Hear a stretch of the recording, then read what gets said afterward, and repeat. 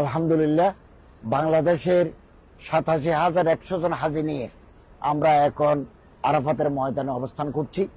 সূর্যাস্তের পরেই আমরা তাদেরকে নিয়ে মুজদালিফা রওনা হয়ে যাব এবং এবারের হজ অত্যন্ত নির্বিঘ্ন, নিরাপদ এবং ধর্মীয় গাম্ভীর্যের মাধ্যমে পালিত হচ্ছে।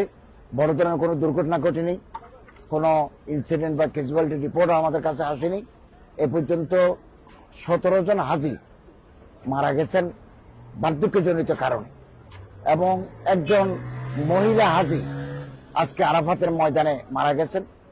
তার দাফন কাফন করার জন্য আমাদের প্রশাসনিক টিম, সহায়তাকারী টিম কাজ করে যাচ্ছেন এবং ১৩ জন অসুস্থ হাজি আমরা অ্যাম্বুলেন্সে করে ওই আরাফাতে অবস্থানের যে ফরজ ইবাদত উকুফে আরাফা, এটাও আমরা করে দিয়েছি।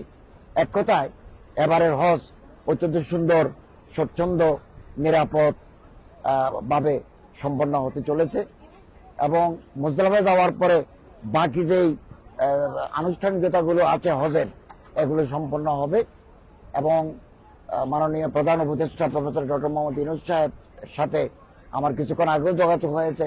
তিনি খোঁজ খবর রাখছেন যে হজটা কিভাবে হচ্ছে এবং নিয়ম অনুযায়ী আমাদের টিমগুলো কাজ করছে কিনা এ খবর তিনি রাখছেন এবং আমরা ইনশাআল্লাহ আজিজ একটা সুন্দর এবং নিরাপদ, নির্বিঘ্ন ধর্মীয় ভাব গাম্ভীর্য নিয়ে